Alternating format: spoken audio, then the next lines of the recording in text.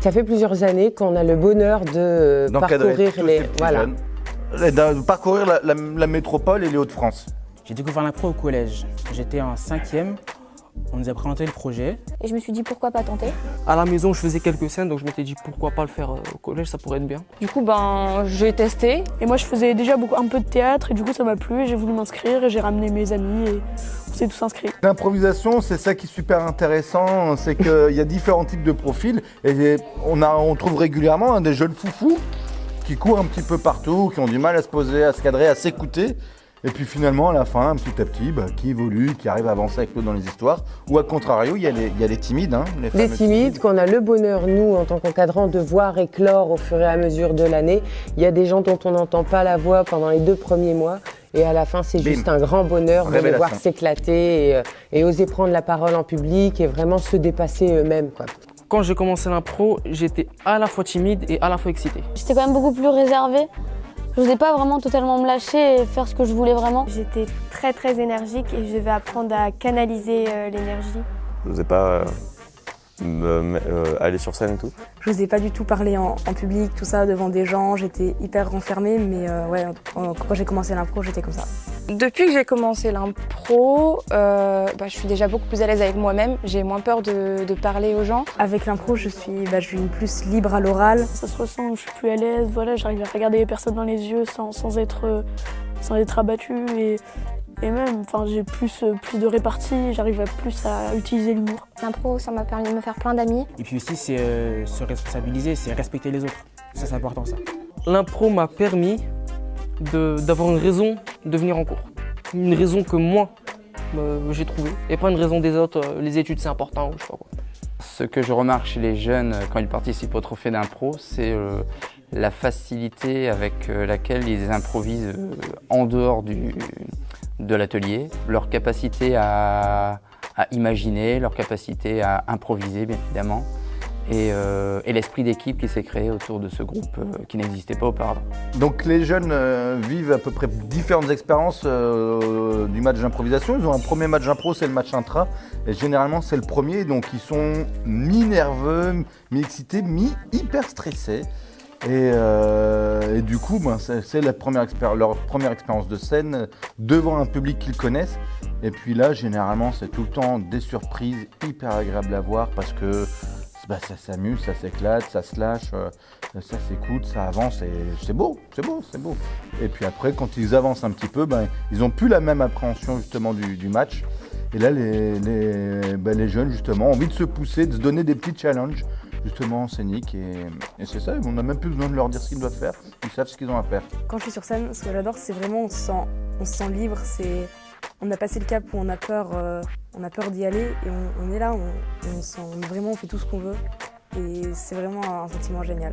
Quand on lance une blague ou quand on voit le public qui rit à ce qu'on dit, qu'on fait plaisir en fait au public et du coup rien que ça c'est vraiment super comme sentiment. Partager des émotions avec le public.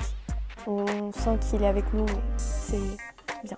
Je sais pas comment le décrire, mais c'est un moment où on fait un peu ce qu'on veut et même je suis comme avec mon groupe, on est beaucoup de potes et du coup je m'amuse vraiment avec mes potes. C'est vraiment un bon moment à passer en fait. Ce que j'aime le plus sur scène, c'est l'effet que tu peux pas revenir en arrière. Il y a un truc qui te bloque, tu es obligé de faire quelque chose devant les gens, sinon c'est la honte.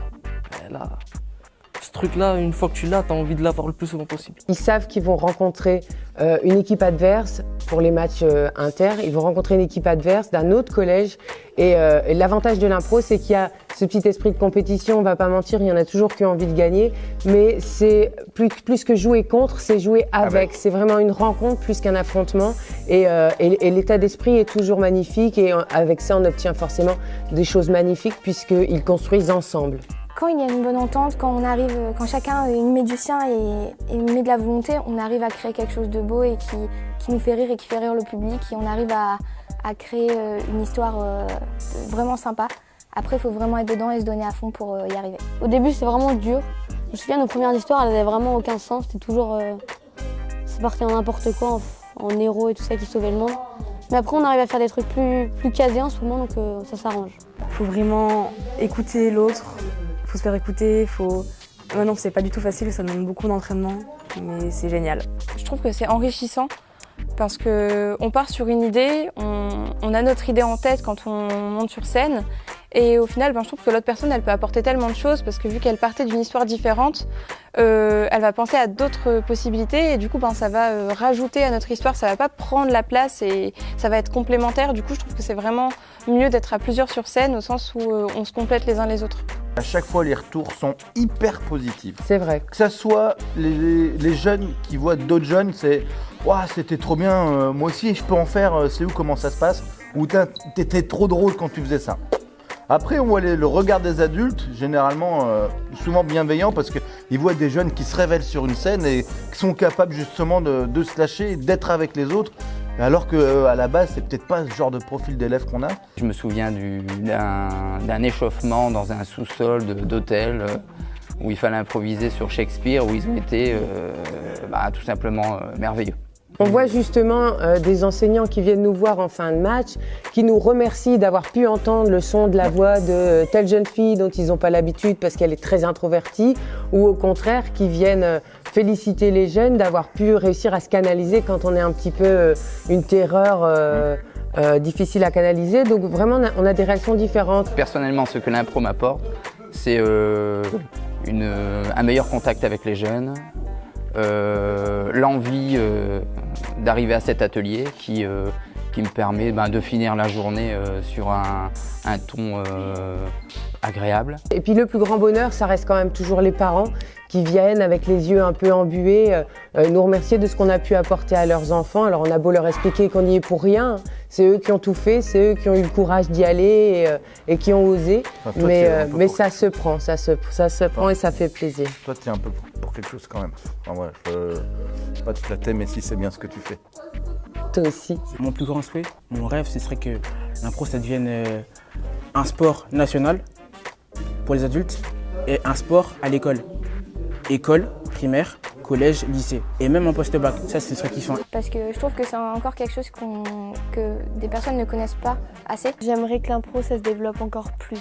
Que l'impro soit plus partout, que tout le monde connaisse l'impro. Et qu'il y ait des vrais matchs intercollèges un peu plus souvent. Donc même dans les écoles primaires, ça peut être intéressant de commencer tôt. Que ça se partage plus, comme une part de pizza ou bien un gâteau.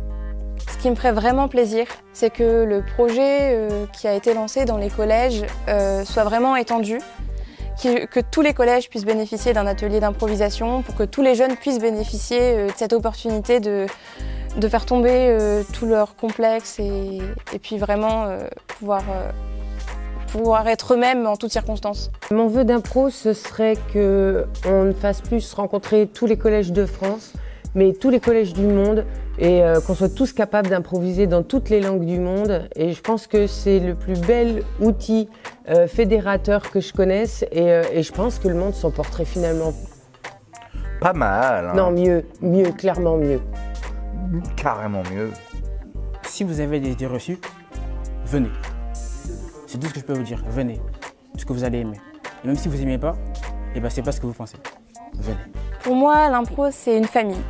L'impro, c'est une libération. Tout le monde peut en faire, même si t'as rien sur scène, tu peux rentrer, ça viendra naturellement. Puis c'est vraiment pour tout le monde, tu vas t'éclater, même si t'as pas envie de faire la scène, au moins en faire avec tes potes, c'est marrant.